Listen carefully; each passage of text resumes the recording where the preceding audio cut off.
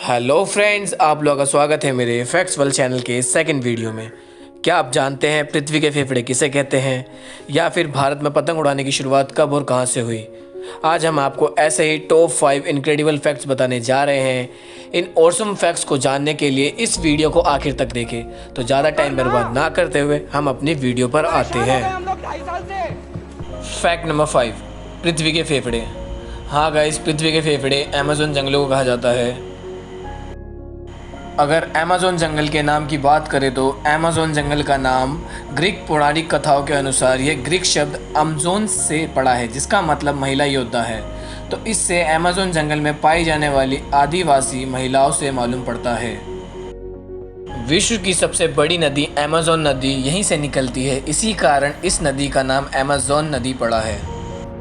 Amazon नदी की भव्यता का अंदाज़ा इस बात से लगाया जा सकता है कि इस नदी में भी कई नदियां निकलती है, जिसकी संख्या 1000 नदियों से भी ज़्यादा है।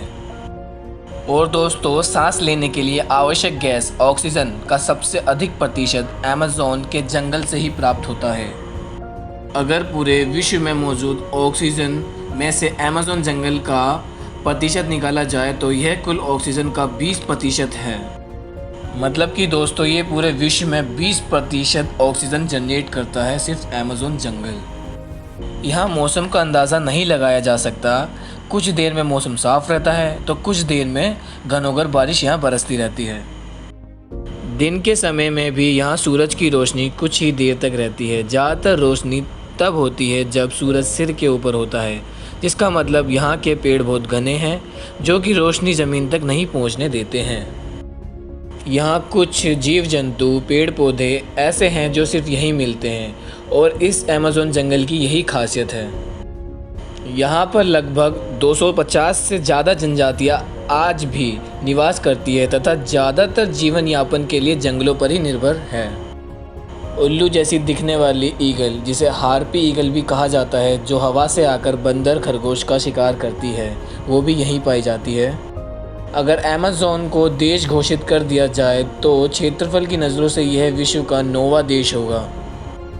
और ख़तरनाक फिराना मछली भी यहीं पाई जाती है, और तो और वेज फिराना मछली का भी यहीं पता चला है।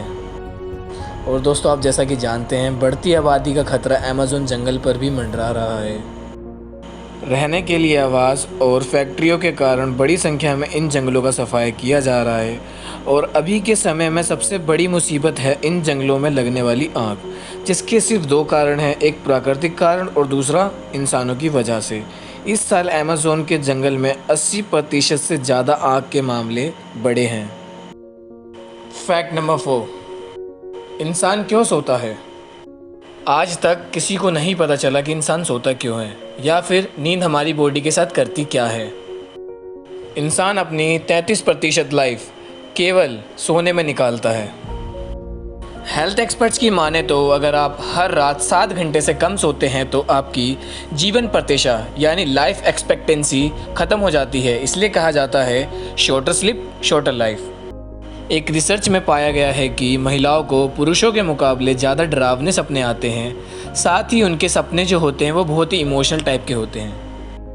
लगातार 1 हफ्ते से पूरी नींद ना लेने की वजह से आपका वज़न 900 ग्राम तक बढ़ सकता है, बट ऐसा करना मत, क्योंकि शॉर्टर लाइफ नहीं चाहते तो।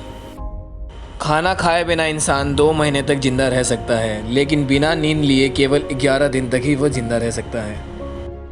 बिल्लियाँ 70% लाइफ केवल सोने में बिता देती है। जिंदगी हो तो ऐसी हो, जिंदा नहीं। ओके, अगर आप जापान में हैं और आप काम करते करते सो जाते हैं तो इसे वहाँ के लोग पॉजिटिव मानते हैं। जापान के लोगों का मानना है कि आपने इतनी मेहनत की होगी कि आप थक गए होंगे। जब हम जगे हुए होते हैं तो हमारे शरीर में विषैले तत्व पैदा होते हैं। सोने के दौरान ये विषैले तत्व हमारे शरीर से निकल जाते हैं। आसान शब्दों में कहे तो नींद हमारे शरीर की सफाई में मदद करती है। और तो और दोस्तों, नींद का असर केवल हमारे दिमाग पर ही नहीं होता, बल्कि हमारे पाचन क्रिया, सांस लेने की प्रक्रिया, बीमारियों से लड़ने की क्षमता और हमारी मनोदशा में बदलाव भी इसी पर निर्भर करता है। फैक्ट नंबर 3, दुनिया का सबसे खतरनाक जगह या फिर आइलैंड।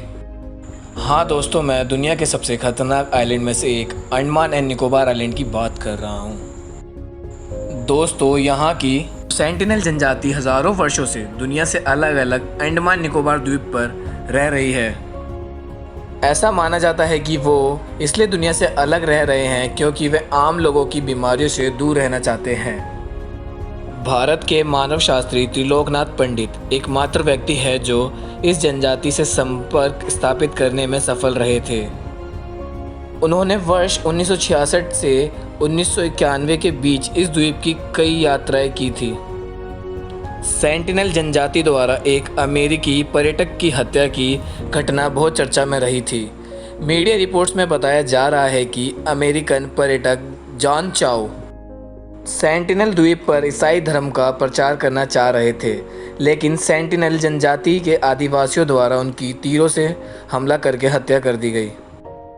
दोस्तों, इस द्वीप की जनजातियों के लोग नज़दीक के रिश्ते में शादी नहीं करते। इन्होंने अब तक ना नमक खाया और ना ही शक्कर का स्वाद चखा है।